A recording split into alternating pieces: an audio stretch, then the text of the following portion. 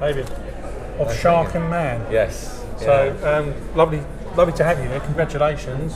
Thank you. It's great to be here. It's been such a great week. Everything about it's just been awesome. It's been really enjoyable. So has it? I'll get on to ask you a couple of questions, but it's been great. What's been great for me to see you is that I have seen you seem to be around all week. So really sort of putting in the effort, which I know all the filmmakers do, but you've been sort of really prevalent in the way you sort of, because I've seen you speak to Paul and Ray and the other professions. So I came on Saturday, and the reason was because I figured that because this is the festival I wanted to get into the most. So I figured that with it being a week-long event, I wanted to be here for the whole week and really make the most of it. Have you enjoyed yourself? Yeah, it's been amazing, because the best thing about it, I think, is that the atmosphere isn't one of, it's not competitive, which I think you can get in a lot of festivals. Because I came with the idea, the approach sort of being just to come, that you'll meet some interesting people, you'll get some kind of inspiration bouncing off people that have got talent and people who are just passionate about film, and you'll just naturally talk to each other about what it is that you're doing. So the subject of your film and their film will just come up in the normal conversation. So I came and thought, I'm not going to do the hard sell. I'm just going to talk to people.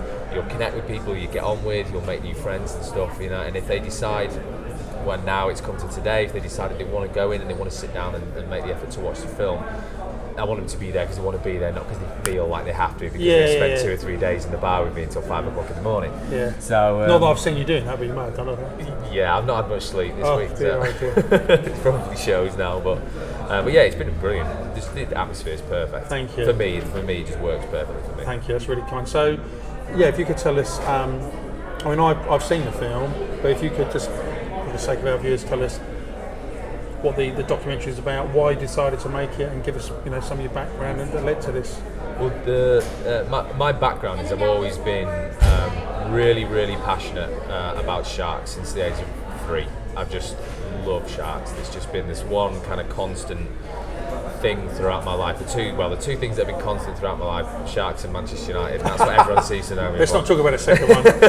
But don't worry, the manager won't be there. I don't think. I keep checking the news every day just to find out. But no, so like I've just always had this passion for sharks. And when I was 6 or 7, I first saw Ronna Valerie Taylor in a film called Realm of the she was involved actually for Jaws, I think. Yeah, Ronna Valerie Taylor shot the live footage for Jaws, the live shark footage. So that, I just thought that you can have a life whereby you travel the world and swim around with sharks and get paid to do that. And I thought, okay, that's me. That's what I want to do. This was at the age of about 6 or 7. And then my background being very working class from northern, the industrial north. We don't get many sharks there. No, because I mean, I don't know if there's anything better than a few basking sharks on the southeast coast. So I assume immediately you've got to pretty much travel, I guess. Yeah, you're constantly travelling, and because I don't come from money, you never get the chance to be able to actually go to the places where you're more likely to see sharks. So it was always something that was so far away, but it was always the thing that I wanted to do. So I was a musician for 10 years, and then I ended up getting a proper job, for a better phrase.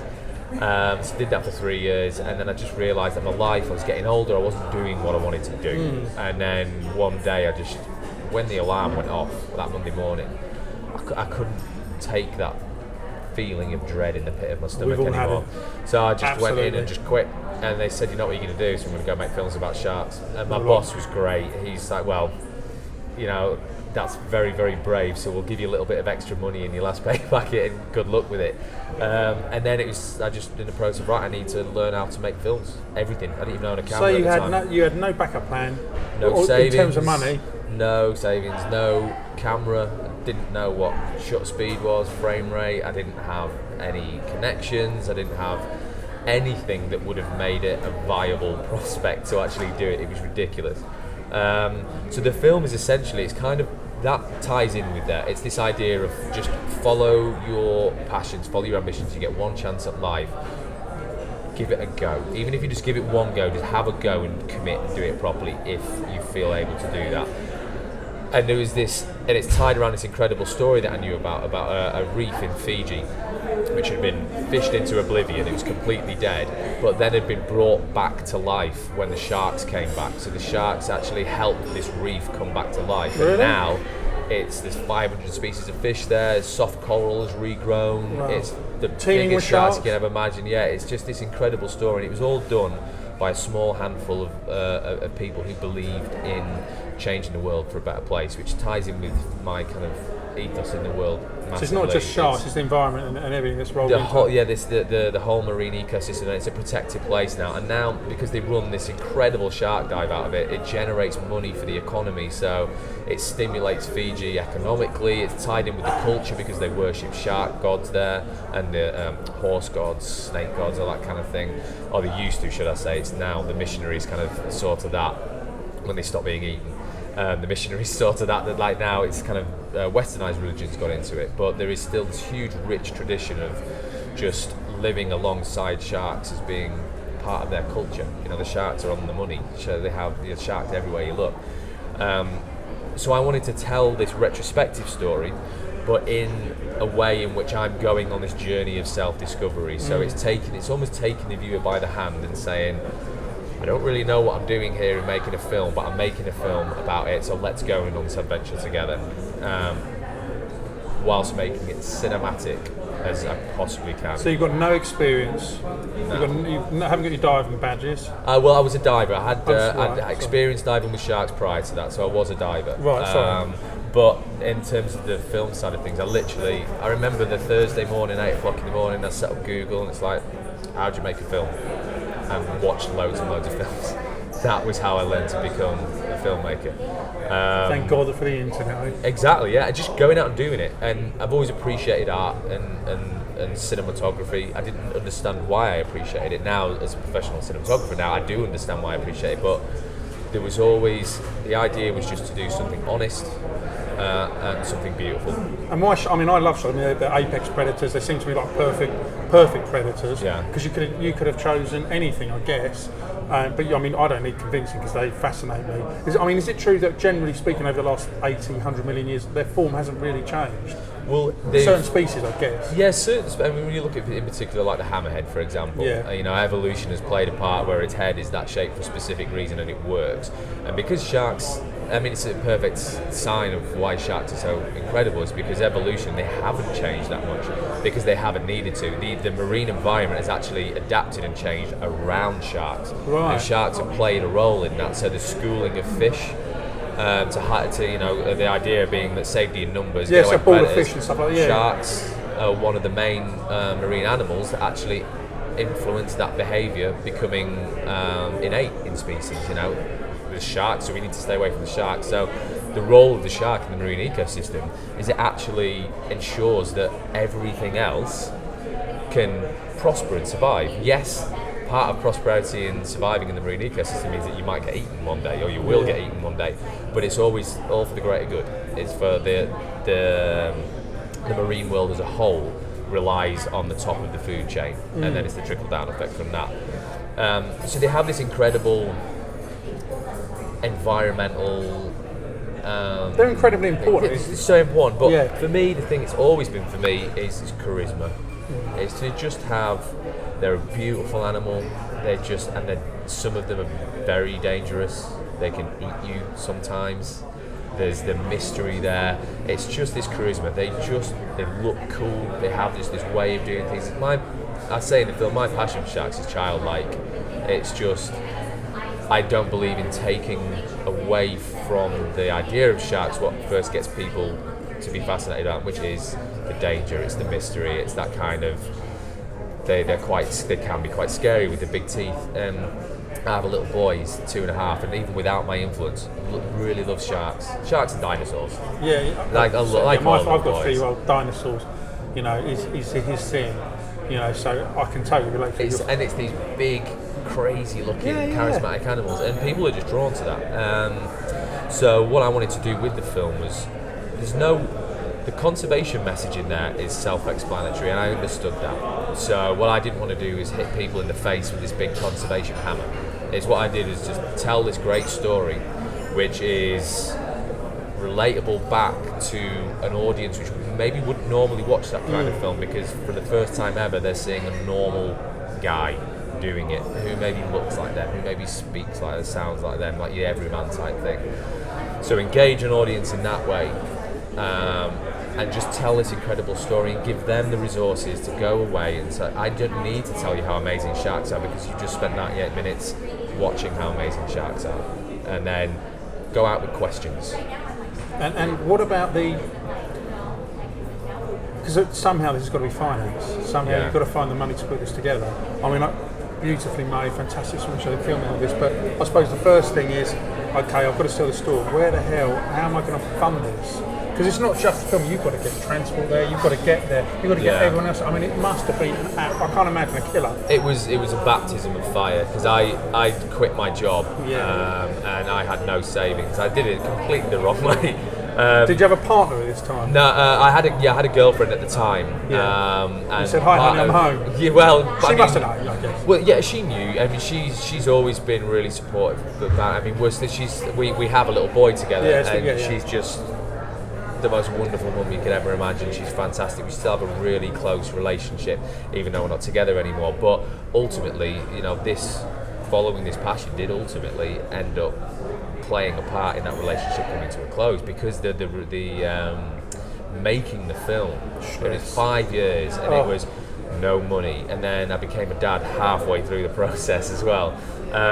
So it was a case of, and I didn't understand anything about film budget, so my first budget for the film was I think £3,600, which is ridiculous, as you'll well know. Oh yeah. And I went, and that was on the basis of I'll make it as cheap and as little as possible because I'm more likely to get the money. And I learned a very important lesson when a guy who came back to me, who I'd approached for funding, said, "Sounds like a brilliant project. I want to see the film, but I'm not going to fund it. And the reason I'm not going to fund it is because I don't think it'll be very good, because you're only asking for £3,600. If you'd come asking for £50,000, I'd be more inclined to give you the money." And that taught me a really important lesson. So I went back and ripped everything apart, and then looked at, what do I need to make the film? I still did it without thinking, and we were just talking about this at the bar, without thinking of the back end, like sitting here at a film festival now. All of that kind of stuff goes on the credit card. So you're hoping that at some point you're going to be able to make it back. But it was, gave up the flat, sold what I could. I did labouring jobs here and there. I set up a production company to start doing corporate and commercial work. Because I think you are getting some now, aren't you? Yeah, I've been doing the corporate and commercial stuff now for 4 years, and I do quite a lot of the UK dive industry. So that's kind of, this film has helped, because this film, The Shark Man, is my first ever attempt at making a film. And then as kind of the buzz started to come out of it a little bit, and I did a couple of short films as well, people kind of thought, actually, maybe this is going to be quite good. Because I've read your bio, and you are involved, it's not just this, you're involved in programs, I think, as well, and as an advisor, is that right? Yeah, I've done some, there's an NGO out in Mallorca, so an NGO is a non-governmental organisation, so a charity that does conservation work, and I'm involved in that, and it's a film called A Ray of Light, and then A Ray of Light 2, and basically it's telling the story about a stingray conservation project, but no one's going to watch a film about stingrays. Talk about stingrays, everyone's first thing Steve Irwin, and then that's kind of where it ends. Yeah. But what was fascinating to me was how this guy was so dedicated to trying to make his little part of the world a better place, and the difficulties and the strains it puts on family life, on marriage, on finances. So I shot this film just kind of for fun and just put it online. Didn't expect anything of it, and then it just blew up, and people were contacting him like, how can we give you money? How can we donate to help you do this work that you do? And then it raised quite a lot of money for him, so he was able to set up this NGO and actually implement projects that help the environment. Fantastic. With stingrays, with plastic pollution, etc. So that helped me set up the production company off the back of that, because people saw the quality of the work was good, and the whole while through that would help pay the bills here and there as you're getting further and further into debt. But the idea was, I was just so committed to this film, just this tunnel vision, absolute commitment to taking this journey from start to finish, and the journey was always do this film for as cheap as you possibly can. And the motivation was make the best shark documentary that's ever been made. That was right from the off, when I didn't even own a camera. I'm going to try and make the best shark documentary that's ever been made. And do you think is it lived up to your expectations? I would never say it's the best one ever made. I still think Blue Water White Death is the greatest shark documentary ever made. That's quite an old one though, isn't it? And it has a huge influence on Of Shark and Man as well, you can tell. I mean, aesthetically, and I make no bones about that. I will go out and tell people, I'll be very open, it's a huge influence. Would I put Of Shark and Man up against anything else that's come out recently. Absolutely, and that's because of contributions by people that came in to help, because they knew I was broke. Like, one of my best mates did the sound design. He's a professional sound designer, and he's up for the sound design award as well. I know it's got really good sound. And he's fantastic. He just wanted to be involved in it. The guy who did the title sequence at the beginning, the graphic titles, we were very good friends at school, and then he just contacted me out of the blue after seeing one of the trailers, and he does that for a living. He does work for the BBC, for Sky, he worked with Gorillaz, the band Gorillaz, a lot, and he just came across the trailer on Facebook and said, "Oh, if you never need any help, let me know." And he did the title graphics sequence for free, and then when I saw him at the premiere in London, that's the first time I'd seen him in 18 years. So it brought us back together, and people just were coming to me, "How can we help you? We know you don't have a budget. I'll do this for you for free," because they wanted to be a part of it. So the film wouldn't be as good without their involvement. So it's a real nice feel-good thing about it, and people get behind it. We're selling T-shirts now. We've just set up a merch shop. People are buying T-shirts for a film they've never seen. So you must be very intrinsically very pleased.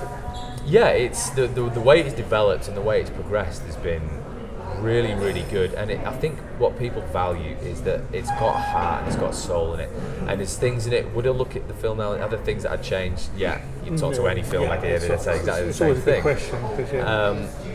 But I think it came out in a way which is it's how I wanted it to come out, and I think that honesty that's in there, and there's that a genuine.